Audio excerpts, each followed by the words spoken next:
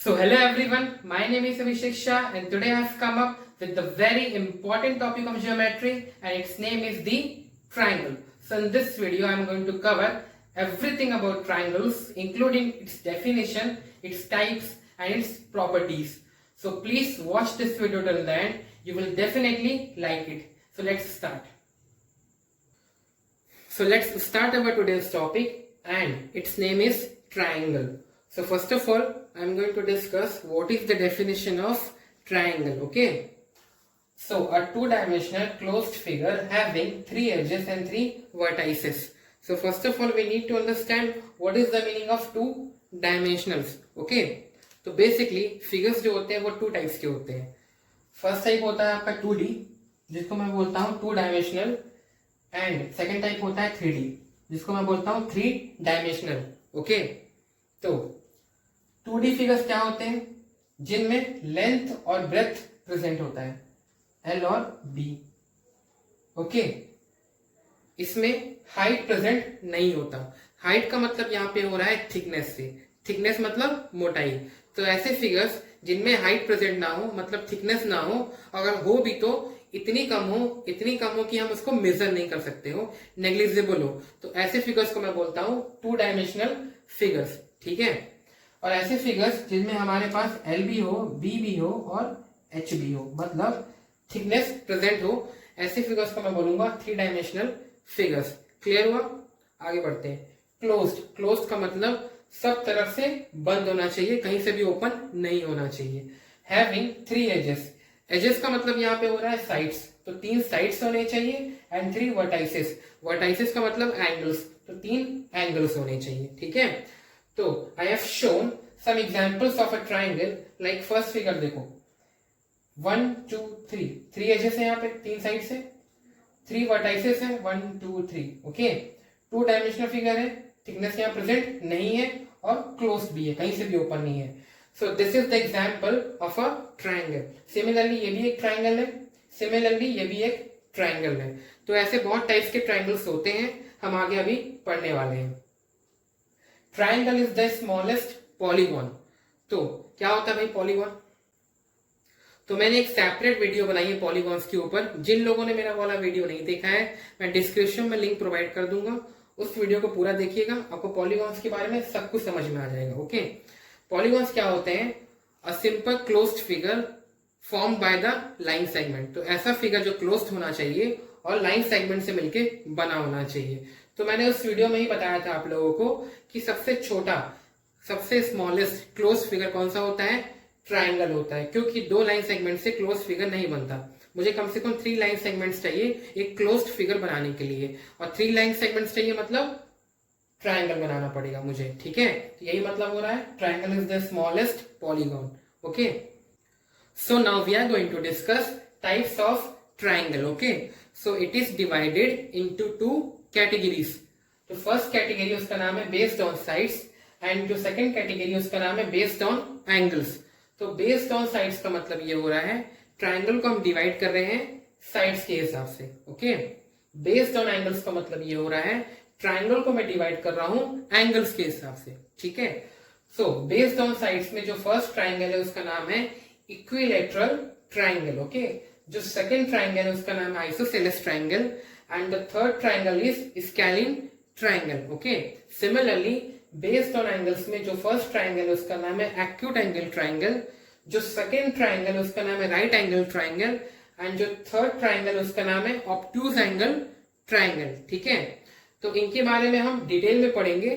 चालू करते हैं सबसे पहले बेस्ड ऑन साइड्स के साथ. ठीक है. So in this category our first triangle is equilateral triangle. Okay. तो मैंने यहाँ पे एक इक्विलैटरल ट्राइंगल बना रखा है. ठीक है. तो फर्स्ट प्रॉपर्टी है हमारी ऑल साइड्स आर इक्वल, मतलब सारे साइड्स आपस में इक्वल होंगे, मतलब side A B is equal to side B C is equal to side C A. ठीक है. यहाँ पे मैंने लिख दिया है. ओके. यहाँ पे मैंने लिखा है ए का मतलब यहाँ हो रहा है length of side A B, length of side B C and length of side C A. ठीक है. क्योंकि सारे साइड्स आपस में इक्वल है इसलिए मैंने यहाँ इक्वल टू ए लिख दिया है. ठीक है. ऑल एंगल्स आर इक्वल, मतलब सारे एंगल्स इक्वल होंगे, मतलब angle A is equal to angle B is equal to angle C. Okay. यहाँ पे मैंने लिखा है 60 डिग्री. तो 60 डिग्री का क्या मतलब हो रहा है? देखो, ट्राइंगल की एक प्रॉपर्टी होती है, sum of the interior angles of a triangle is 180 degree. मतलब अंदर वाले एंगल्स को मैं ऐड करूंगा तो उसका समेशन होता है 180 के इक्वल। ठीक है, क्योंकि ये एक इक्विलैटरल ट्राइंगल है और सारे एंगल्स आपस में इक्वल है, इसलिए एक एंगल की वैल्यू आएगी 60 डिग्री, दूसरे एंगल की 60 और तीसरे एंगल की भी 60। तीनों को ऐड करोगे तो हो जाएगा 180 डिग्री। ठीक है, ये प्रॉपर्टी अभी हम डिटेल में पढ़ने वाले हैं आगे चल के। चलो आगे बढ़ते हैं। So our second triangle is isosceles triangle. So what is the definition of isosceles triangle? A triangle in which two sides as well as two angles are equal. So ऐसा ट्राइंगल जिसके अंदर दो साइड्स और दो angles आपस में equal होते हैं, उस ट्राइंगल को मैं बोलता हूं आइसोसेलेस ट्राइंगल। ठीक है, तो यहाँ पे एक आइसोसेलेस ट्राइंगल मैंने ड्रॉ किया है, ट्राइंगल ए बी सी। इस ट्राइंगल के अंदर साइड ए बी और साइड ए सी आपस में इक्वल है। ठीक है, A B is equal to A C. ठीक है, क्योंकि ये साइड्स आपस में इक्वल है, इसलिए इनके अपोजिट एंगल्स भी आपस में इक्वल होंगे। तो साइड ए बी का अपोजिट एंगल है एंगल सी और साइड ए सी का अपोजिट एंगल है एंगल बी। ठीक है, इसीलिए angle B is equal to angle C हो रहा है। तो जब भी ये प्रॉपर्टी बनेगी तो उस ट्राइंगल को मैं बोलूंगा आइसोसेलेस ट्राइंगल। ठीक है, so our third triangle is scalene triangle. So the triangle in which all the sides as well as all the angles are unequal.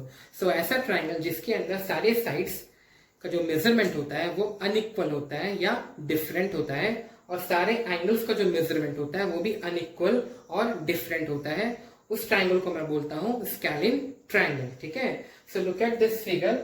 इसमें मैंने बनाया है ट्राइंगल एबीसी। ठीक है, इस ट्राइंगल के अंदर साइड ए बी का जो मेजरमेंट है बीसी की इक्वल नहीं है और बीसी का जो मेजरमेंट है एसी की इक्वल नहीं है। ठीक है, तो तीनों साइड्स का जो मेजरमेंट है आपस में बराबर नहीं है, और एंगल ए की वैल्यू एंगल बी की इक्वल नहीं है और एंगल बी की वैल्यू एंगल सी की इक्वल भी नहीं है, ना ही एंगल सी की वैल्यू एंगल ए की इक्वल होगी। ठीक है, मतलब सारे एंगल्स का जो मेजरमेंट है वो भी डिफरेंट है।